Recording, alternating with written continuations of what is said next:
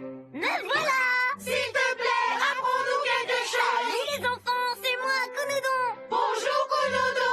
Les élèves de Kunugigaoka qui ont obtenu les meilleurs résultats verront leurs efforts récompensés en recevant un merveilleux cadeau! Ils reçoivent un bonus. Ils ont le droit à un stage de luxe à Okinawa, une région où l'été dure toute l'année! Vite, à nos passeports. Le transport, les frais d'hôtel et tous les autres services sont pris en charge par l'école. Comme ça, les élèves peuvent se consacrer entièrement à leurs études. Un tel luxe, c'est la débauche. Youpi. Quoi? C'est la classe E qui va en profiter? C'est une blague!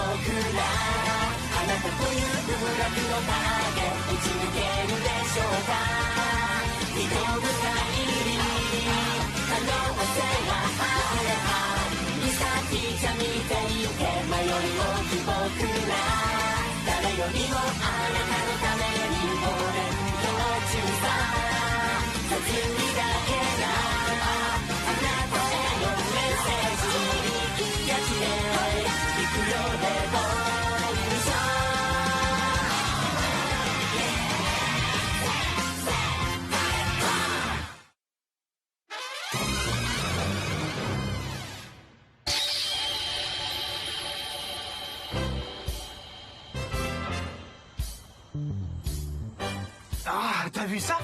Ça grouille de partout. Les vacances d'été ont commencé. Fini l'école, vive la liberté. Enfin, la liberté...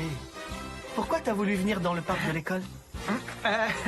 Tu comprends, j'ai un peu honte qu'on me voit en train de ramasser des insectes comme un petit garçon. Mais tu sais, j'ai grandi en ville et j'ai toujours rêvé d'attraper des bestioles de ce genre. C'est Karma qui m'a dit qu'il avait remarqué un arbre rempli d'insectes ici. Par contre, Mayahara, ça m'étonne que t'aies voulu venir avec nous. Je croyais que tu détestais les sciences naturelles. Notre prochaine tentative d'assassinat aura lieu sur une somptueuse île tropicale. Mais pour partir vers cette plage de rêve, il nous manque un élément important. Ah bon? Quoi? De la thune! Si on veut réussir à séduire les bombes en maillot, il faut qu'on ait du pouvoir d'achat. Ces petits insectes ne valent pas grand-chose. Mais si on trouve un gros Dorcus, on pourra le revendre des milliers de yens. Je vais me faire un max de fric sur Internet. Et ensuite, je pourrai inviter une fille et lui payer un dîner aux chandelles et une nuit de rêve dans un hôtel. Je crois qu'il a oublié le but du voyage. C'était pas de se la couler douce sur la plage. Oui, on va être loin du rêve de vacances d'un garçon en pleine puberté. Tu perds ton temps. Hein? Les Dorcus ne sont plus à la mode depuis longtemps. Kurahashi? Oui, c'est moi. J'ai cru comprendre que toi aussi t'espérais te faire un peu d'argent. Kurahashi, pourquoi tu dis que les Dorcus sont démodés? Comment tu le sais? Il paraît que quand on est né, les Dorcus valaient une vraie fortune sur le marché des insectes. Depuis, on a inventé une technique de reproduction artificielle. Il y en a tellement que les prix se sont effondrés. Alors personne me donnera des milliers d'yens pour mon Dorcus. Moi qui pensais séduire une fille en lui racontant mes exploits de chasse. Tu peux oublier, aujourd'hui, une fille te coûtera beaucoup plus cher qu'un petit scarabée. Dis donc, t'as l'air de connaître le sujet. Tu t'intéresses vraiment aux insectes? Oui, j'aime tous les animaux de la Terre. Puisqu'on se retrouve ici, si on en profitait pour chasser tous ensemble. À nous tous, on pourra attraper un gros stock d'insectes à vendre. Kurahashi, l'ingénue, est super forte en biologie. Les mecs ne pensent qu'à des trucs salaces, mais au moins elle va nous aider à devenir un peu plus efficaces. Elle nous a remis sur la bonne voie. En avant!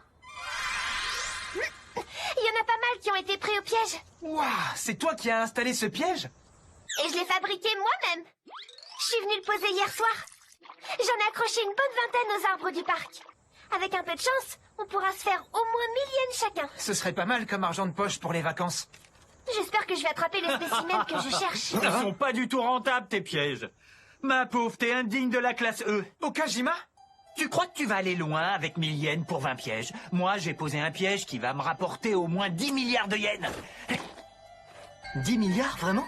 Mais oui, comme on a prévu de l'assassiner sur l'île, cette face de poulpe ne se doute de rien. Il a relâché sa vigilance, c'est le moment idéal pour le frapper. Voyons voir s'il... Oh, regardez, ça a marché. Il est tombé dans mon piège. J'avais disposé toute une pile de revues cochonnes.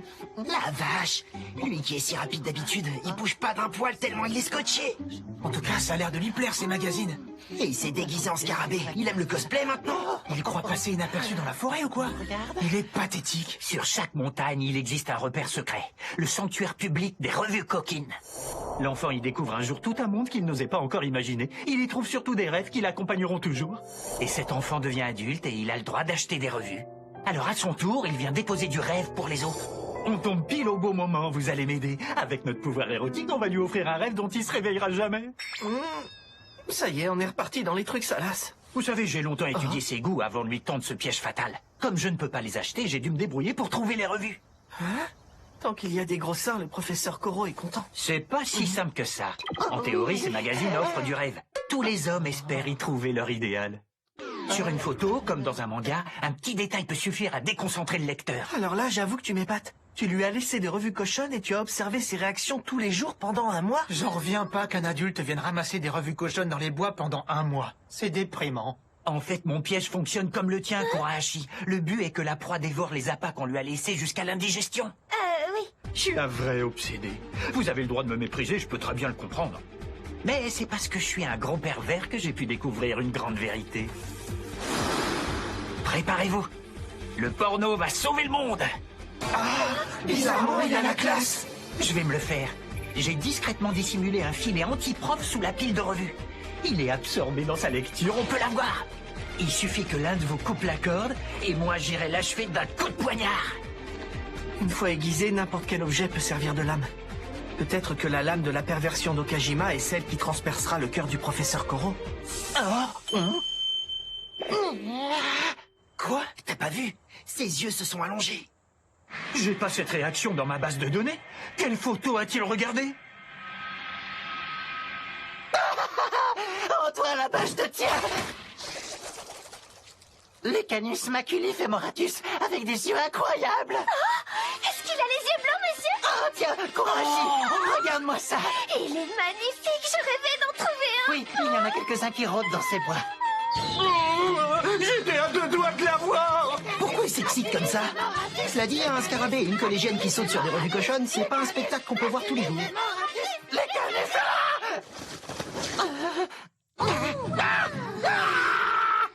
Oh là là, oh, j'ai honte, j'ai tellement honte, c'est la honte absolue.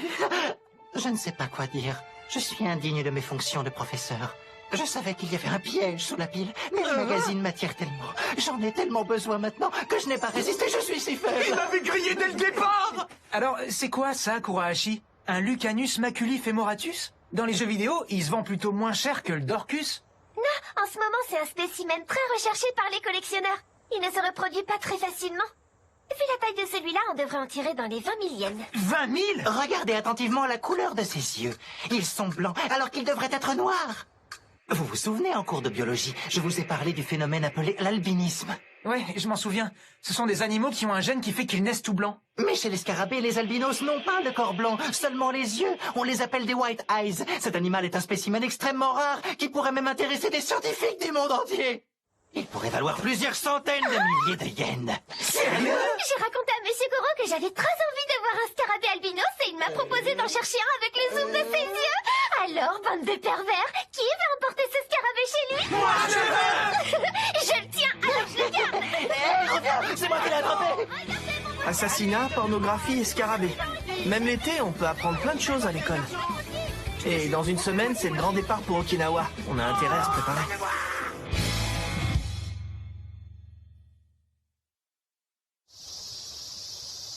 Dans une semaine, c'est le grand départ pour Okinawa. On est en pleine préparation. On s'est tous réunis pour s'entraîner et mettre au point les derniers détails de notre plan d'attaque. Comme je vous plains, les enfants. Ça me fait mal de vous voir transpirer en plein soleil alors que vous pourriez tranquillement profiter des vacances.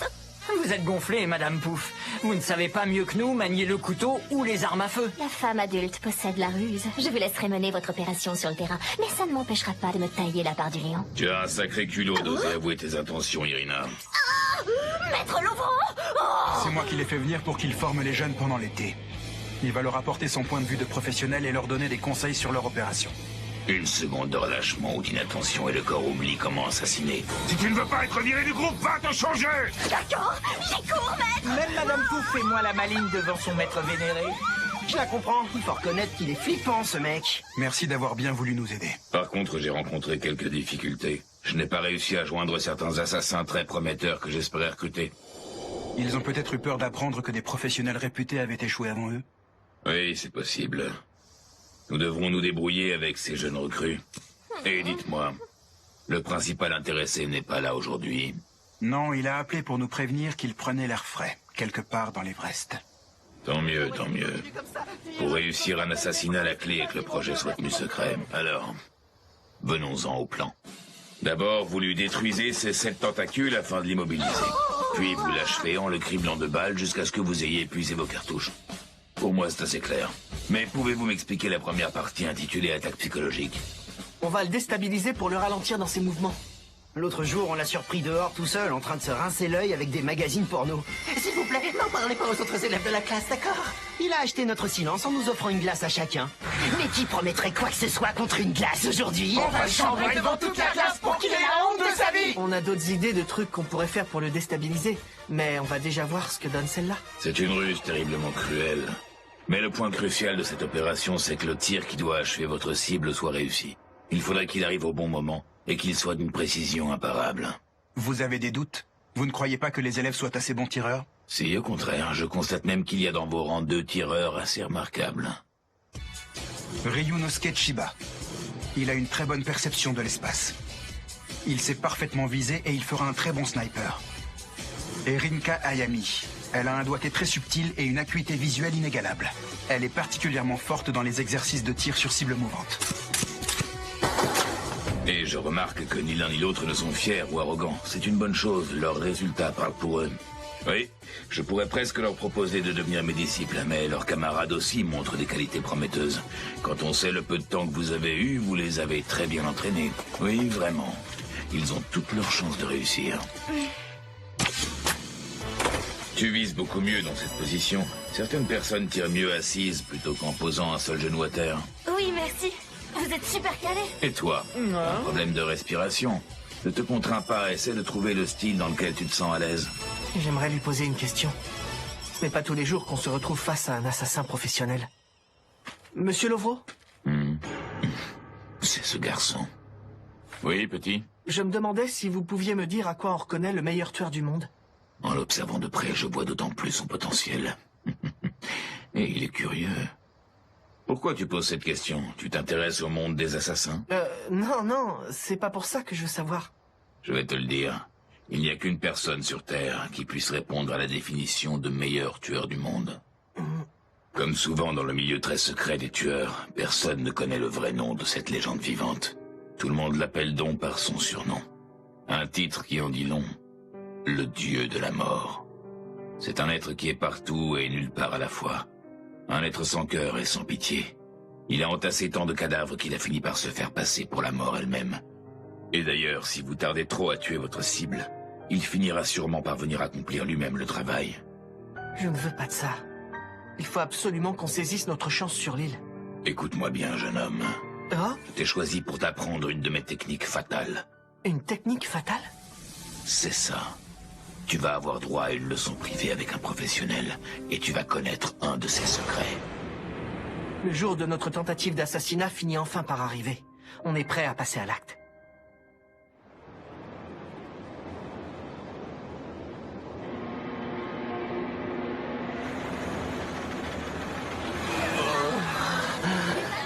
Je déteste les bateaux.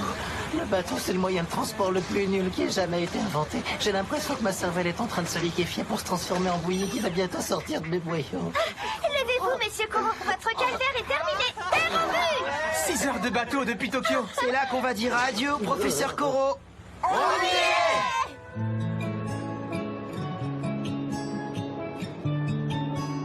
est. Soyez les bienvenus dans la station balnéaire de Fukumajima. Voilà un bon jus de fruits tropical offert par la maison. Oh, je suis au paradis. T'as vu les couleurs du paysage? Ça fait presque mal aux yeux.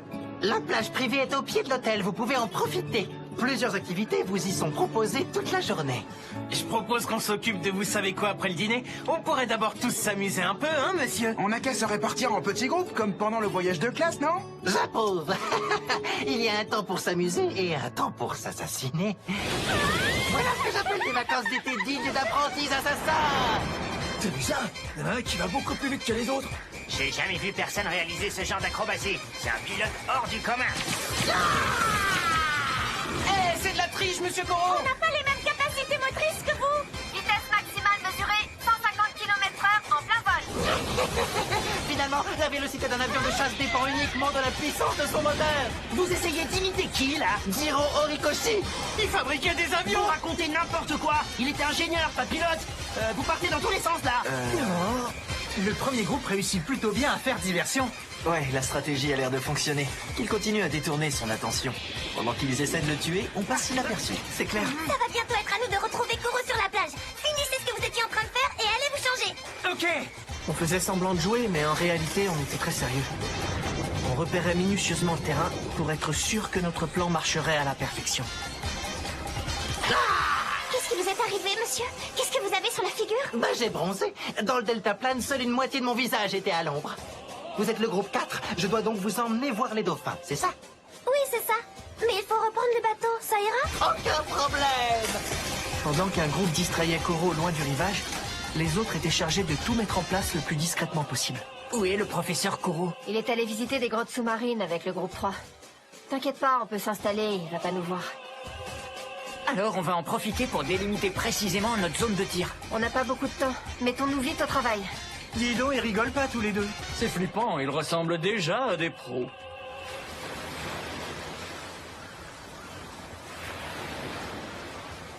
Mais qu'est-ce que ça veut dire? La plage est déserte, il n'y a personne sur les transats.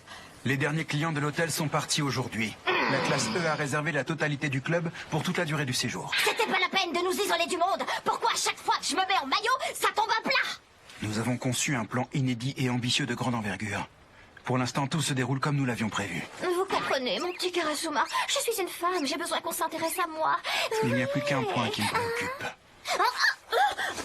Comme vous y allez, vous attendiez qu'on soit seul. Je suis contente que vous preniez enfin les devants. Oh non mais ça va pas! Irina, j'ai une question pour toi. Oh. Tu es une tueuse professionnelle, tu maîtrises le sujet. Or, tu as dit qu'un plan se déroulait rarement comme prévu, c'est vrai? Oui, c'est vrai. J'ai étudié votre plan ultra sophistiqué. Je le trouve justement trop compliqué. Sur le moment, il y a forcément plusieurs éléments qui vont capoter. Mais vous croyez que je ne suis là que pour prendre du bon temps? Je vais laisser les gamins faire le gros du boulot. Mais une fois que leur plan aura échoué, je compte bien rentrer aussi sur le terrain pour saisir ma chance. Et moi, j'arrive toujours à mes fins. Pourvu que l'assassinat se déroule bien. Ah, merci les enfants, on s'est bien amusés. Grâce à vous, j'ai pu travailler mon bronzage. Vous avez cramé! Même vos dents sont devenues toutes noires. Vous avez encore moins d'expression qu'avant. Hé, monsieur, on a prévu de vous tuer ce soir après le dîner. Super. Allons d'abord manger au resto sur le bateau. Au moins, il s'éclate en vacances, le poulpe. Et pendant ce temps, nous, on bosse comme des dingues en faisant semblant de nous amuser. Mais si on arrive à le tuer ce soir, demain on pourra glander comme des larves sur la plage. Ouais, c'est clair. Cette fois, on se concentre, on n'a pas intérêt à se louper. Soyez le bienvenu. Nous vous avons réservé une table sur le bateau. Vous vous remplirez la panse en profitant du roulis des vagues. Je vois. Vous espérez me donner le mal de mer pendant le dîner pour que mes forces soient diminuées. Bien évidemment. Affaiblir la cible est l'une des bases de tout assassinat. Très juste, c'est une bonne stratégie. Mais êtes-vous sûr que cela suffira à vous donner l'avantage? J'ai rassemblé toutes mes forces pour pouvoir déjouer votre tentative. Ce n'est pas un vulgaire mal de mer qui Vous avez trop cramé! Ah bon, je suis si noir que ça. Vous êtes tellement brûlé qu'on sait plus si vous êtes de face ou de dos. Mettez de la crème, je sais pas, faites quelque chose.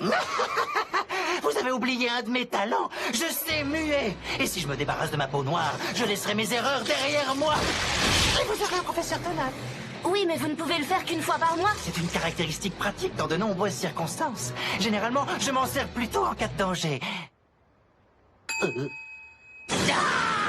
Le gros débile, il s'affaiblit juste avant son assassinat sans qu'on ait rien besoin de faire. Comment ça se fait qu'on n'ait pas encore réussi à le refroidir? C'est bien fait pour lui. On s'entraîne sans relâche depuis le début des vacances. On est plus près que jamais. Cette fois, on ne peut pas échouer. Ce soir, on lui plantera la lame dans le cœur.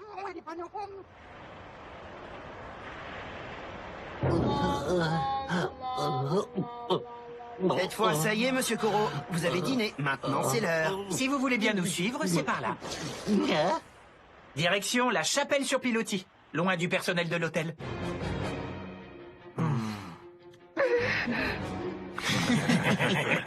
Monsieur, avancez et asseyez-vous où vous voulez. Comme vous le voyez, vous ne pouvez pas vous enfuir. On va bien rigoler. Et on va commencer les réjouissances par une petite projection de film. Chers enfants, dans ce projet, vous faites preuve de ruse, d'ingéniosité et de ténacité. Ce soir, je peux dire haut et fort que je suis fier d'être votre professeur. Je suis impatient de voir comment vous allez m'assassiner.